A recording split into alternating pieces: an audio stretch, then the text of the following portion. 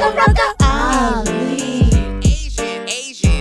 Asian. We're the first to philosophize unorganized, confused shit, like Confucius, or the fat, giggling Buddhist who said life is suffering. And through the centuries, suffering is all Asians did. But in Greece, intellectual chimpanzees were putting things in order. Thales put his banana down and said everything's water, which is dumb. But to tie it all together is what he tried. It's not water, it's fire, said the nigga Heraclitus. And that's the kind of shit that occupied the Athanasians. Tying everything together, it's called integration. Pythagoras said everything is numbers in a theorem. But there's more to life than numbers, so no one wanted to hear him. Zeno said there's no such thing as change. He got wrecked, but we know he invented the debate, or dialectic. When there was democracy, there was Democritus. He was wrong about some shit, but still they call him dad of science. Does the end justify the means? Thrasymachus said yeah, but tell that to someone dying for someone else's idea. And that's the fate of Socrates, convicted for corrupting little boys. And for democracy, he drank fucking poison. The boys in Socrates' class were mostly fake and gay though. But the first to build a system of philosophy was Plato. He said this world isn't real, but there's a world of forms where everything is perfect. He was fucking wrong, but they thought he was right, so his work was taught and saved. Ironically, which led the West back into a cave. But he paved the way for his student with the system model. Just the realest nigga ever to exist, Aristotle. He wanted explanation for the shit Plato told him, and he wrote it all down. Pound Plato like a clown. All the bullshit Plato said, Aristotle asked how. His metaphysics still hurts Plato's ass now. Aristotle wasn't perfect, but he gave us laws of logic, which gave us shit like PlayStation 1 and Apple Watches. All the cool shit you got, thank Aristotle's mother, which is more than anybody did back when the words were uttered. Nobody gave a fuck. Yeah, fuck what he was saying. They was busy eating euros, wrestling naked, being gay. Like Epicurus told them, avoid all pain. The Stoics were like, nah, too much pleasure is vain. They said be serious, focus on what you're doing. But they also pushed away the happiness worth pursuing. And the skeptics, ancient neck, beard, McTow, they said you can't know shit. Wrong then, gay now.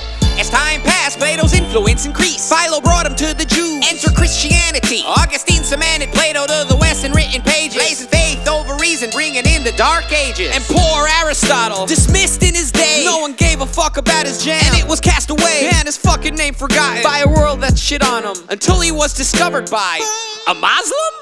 Al-Mamun translated him from Greek and began a golden era when religion let you think. But reason was rejected by this guy Al-Ghazali, which is probably why Islam today is not too fucking jolly. He decided to try to mix faith and reason was retarded, so he threw the precious work of Aristotle in the garbage. The enlightenment of the Arabs was over and departed, but in Europe Tom Aquinas was like, I'm just getting started. He learned of Aristotle from this Jewish guy Maimonides, and he got it from a Muslim of Averroes. If ever these three religions found common ground, it's in placing reason over faith, living here and now. The sound of reason cut the silence of the Middle Ages, as pages filled with logic scrutinizing God himself. And the changes made some clergy nervous, but it was too late, cause the dumbest shit they ever did was let the artist paint. Human beauty was depicted, love and sex celebrated. Life on earth is the standard, heaven could wait and shit. And though Christ was the one being painted, religion didn't know it was being defanged and shit. That was the Renaissance. Then came the Enlightenment. The other Greek philosophers were studied with excitement. Now the truth could be discovered by no other means than reason. Then shit got more divided than the South and North Koreans. A group of new philosophers, one of whom was Locke, said you can't trust your mind, but your senses and your cock know reality, so don't think too much, you little bitch. The philosophers who said this are called empiricists. On the other side of this dichotomy of mind and body, Descartes and all his niggas said your senses could be naughty. You could only trust your mind to know what is and isn't. This school of philosophy is rationalism.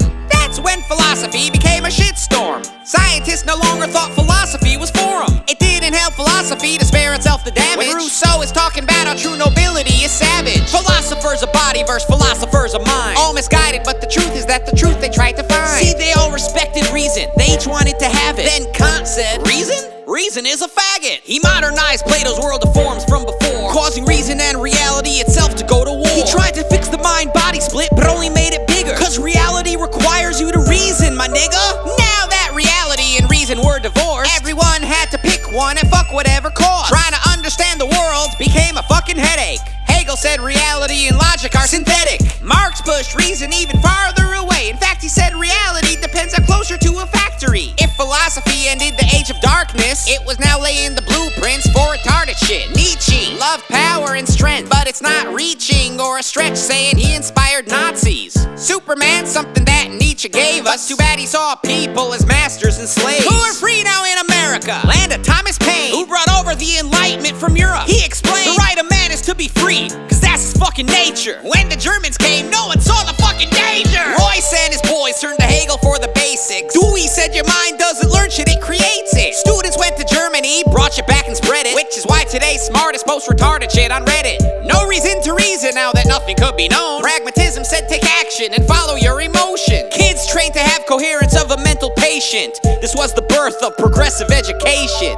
Integration no longer required. Postmodernism said that your mind could retire. Religion made a comeback, tribalism too. Cause without reason, there's just feelings and the group. Without philosophy, scientists can't resist Oriental mystics claiming their shit is legit. Recycled anti-rationals repeating the same motion. Alleged men of science invoking their emotions. John Rawls said we all should be the same. Social justice is morality. Philosophy became a game of bullshit and semantics that no one understands and nobody gives a fuck about. Except for Ayn Rand, the last of the Enlightenment. She tied mind and body and reality to reason, which is great, except nobody intellectual would give a fuck. Professors wouldn't budge. They must have their reasons, but history will judge.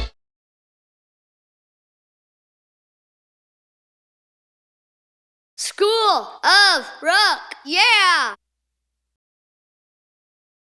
Rucka Rucka Ali.